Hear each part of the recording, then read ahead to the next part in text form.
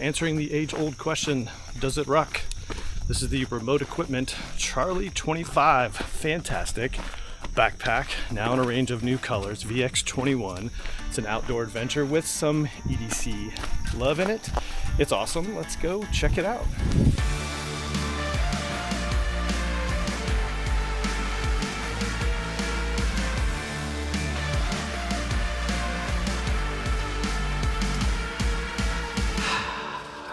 You don't always need the ability to carry an ice axe, but wouldn't it be nice if all your bags had the ability to carry an ice axe? This is the Remote Equipment Charlie 25. Ton of outdoor features in a sort of a mix of an outdoor EDC kind of bag. This is one of those bags that really can do it all. It's in an outdoor layout. More about that here as we pull out some outdoor focused bags so you can see sort of how this thing kind of bridges the gap.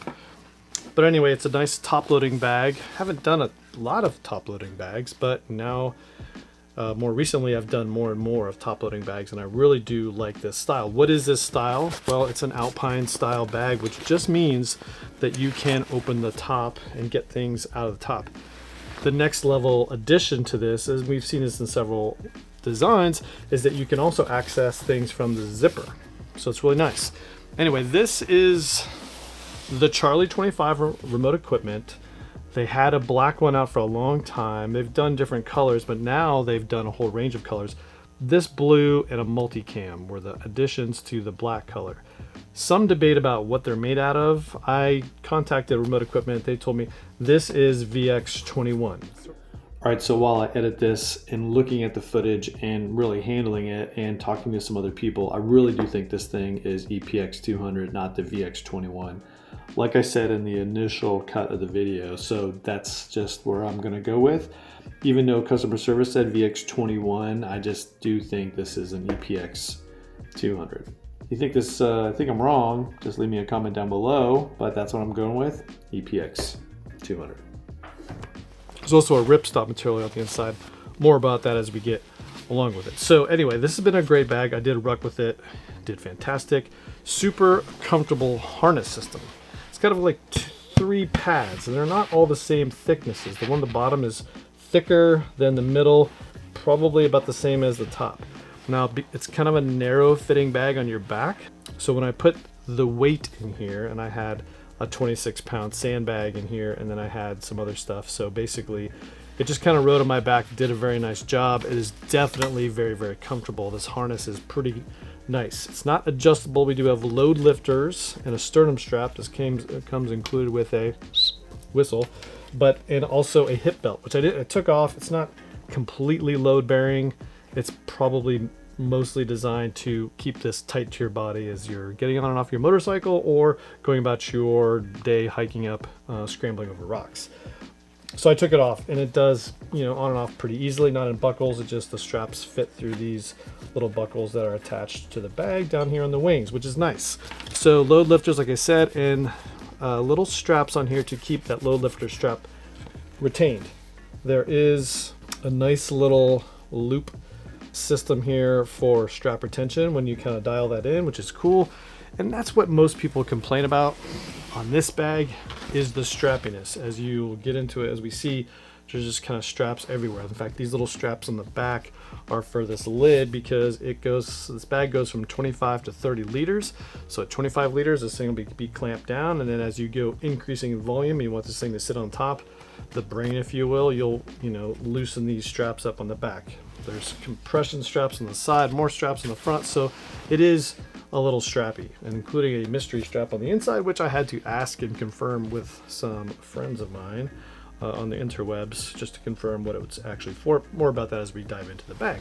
Anyway, back panel, very comfortable. Shoulder straps very, very padded, and it's a nice thickness of foam to really make this super comfortable. When this was this was at 35 pounds with water and everything else, so it was pretty nice. And so very nice and stretchy water bottles. I've got this big bottle from Prometheus Design Works on one side, and it just fit in there nicely and very securely. You do have compression straps on both sides with some strap keepers or to further restrain anything that you have on the side, whether it's a water bottle or if you have something taller like a tripod or maybe some trekking poles here, you can put them out there. I have trekking poles in here in a hidden spot.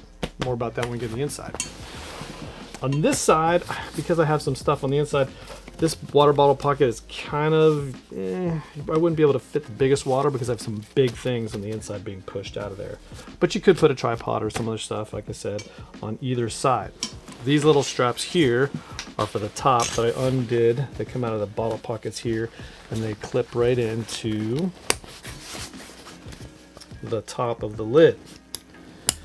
Obviously we have a loop, 2 loops at the bottom for you to put a bigger item. Could fit an axe in there for sure. I just happen to have my ice axe in there, and there's nice little retention straps added on here. Be careful with these because if you unclip them, they're going to be easily lost. They're attached to this thin ribbon of webbing that you can further, attach whatever you want on here.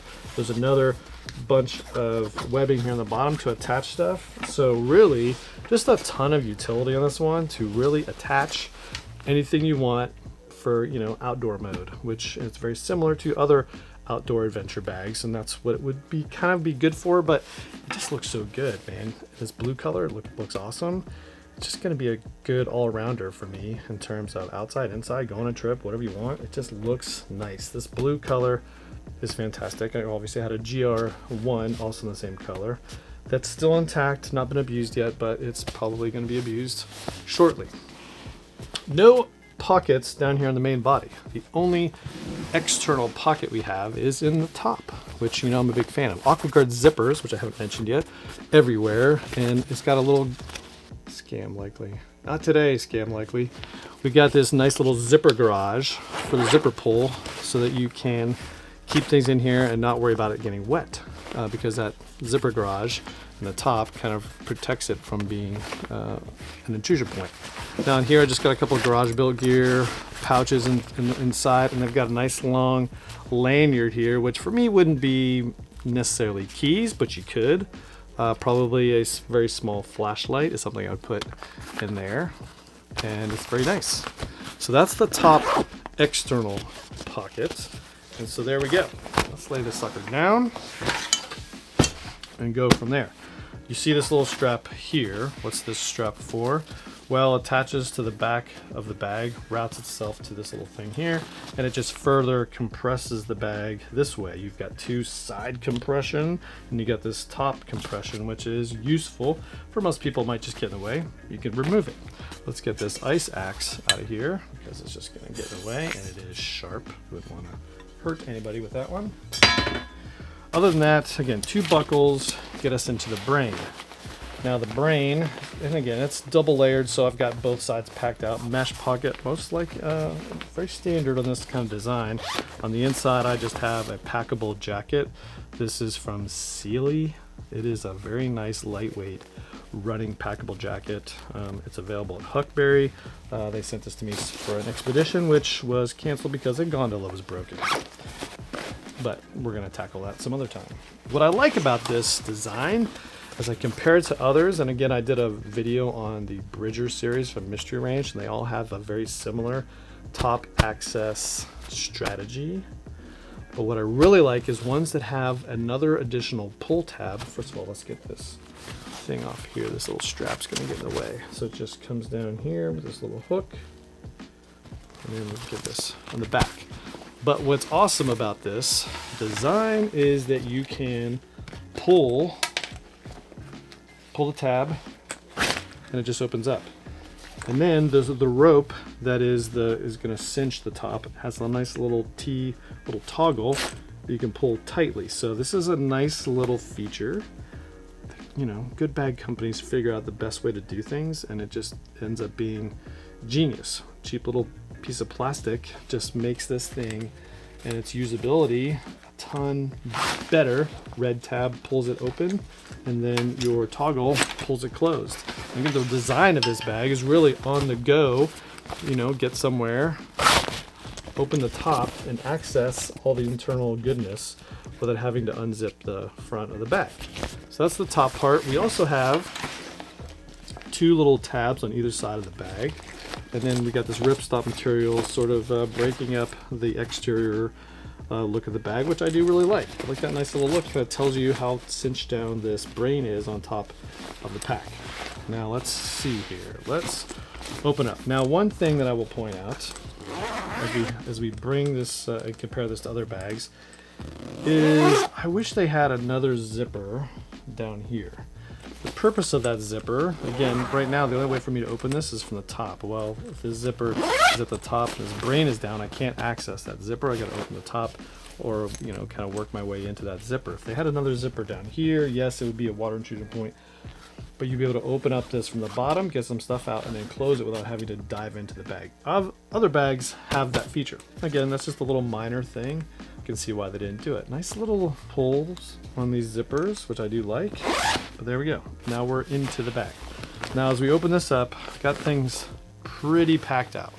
Now what do I have in here? Well, I've got a field pocket from GoRuck. This is a waxed canvas edition. It's a GR1 size. Got another packable jacket. This is a Patagonia hoodie. Good for just about anything. It packs down relatively small. So I like that thing for just about everything. Then I also have, to round out the majority of the volume in here, the GoRuck 10 liter full, packed out with some clothes, super cool. The genius of this bag goes well beyond that, from just a day-to-day carry bag, travel, or outdoor adventure bag. It has two sleeves in the back which are elevated for, and this is where you'd put your tablet or your laptop if you were in EDC mode. And it could be used for that. A lot of people do that. But in, you know, stretchy material, nice, not terribly padded from what's inside the bag, but it is because there's a nice thick frame sheet, 0.06 inches, I believe. A nice little padded frame sheet back there that protects everything. So, but you got to access it from the top on the inside of the bag, no way to get it from the outside. Not a big deal. There is on the top part here another little feature, which is important if you're going to go outdoors. It's got this nice little strap for you to put a bladder in here, and the bladder would hang inside that pocket, so you can put the bladder if you wanted to. Now there are two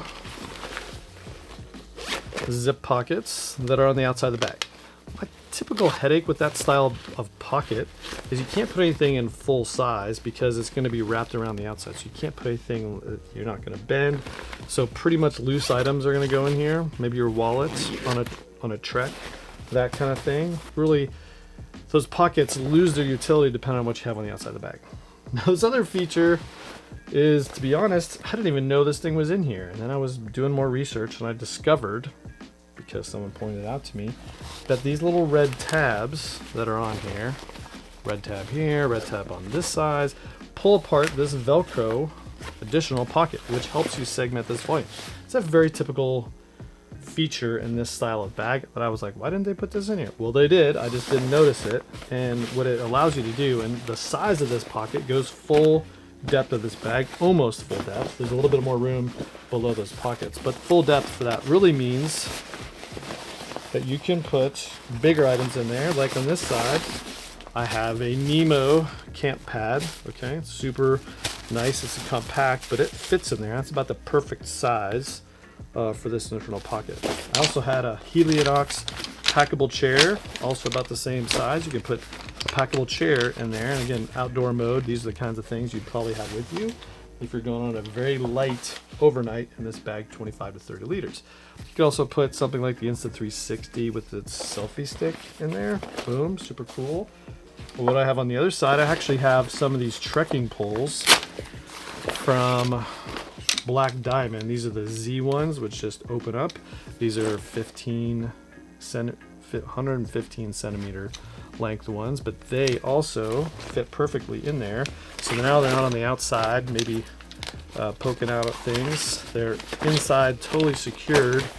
Regular size one would be too tall. You'd probably have those on the outside, but the Z poles, distance Z pole, these are carbon fiber actually, which are really, really awesome, is just perfectly situated in there. So that's the internal features. Two internal zips, big expandable top tool-like pockets that you've seen in other designs. So laptop, tablet, hydration, it's just got it all. Can do everything in one bag, you know, in a great color. Nice, I like this bag. I'm not sure why it took me so long to come around to this brand, and they've got others that I'm gonna hopefully check out soon.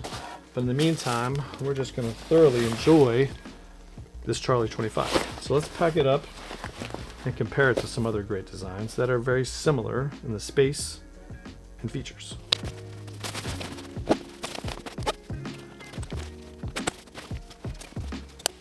All right, so there we are.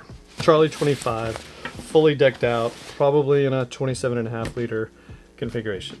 That's exact, right? So anyway, 27.5 liters. It's just a camera, don't worry about that. So anyway, let's compare this design to some other great bags and about the same configuration. But first, let's talk about the material. So this is the currently still intact X-Pac VX21 from GoRuck, and it does feel very similar in terms of build quality and features. It's nice. I do like the blue color on both these. One seems to be a little bit darker, but anyway, it feels nice and thick, comparable. There's another layer of material on this Challenge shield cloth stuff that makes it feel a little bit thicker, a little more substantial of a bag compared to the GR1 build in VX21. That's just me. All right. Another bag that I've reviewed in the past that has got some similar features. This is the Scree. Of course, this is in the Danner Mystery Ranch color combo.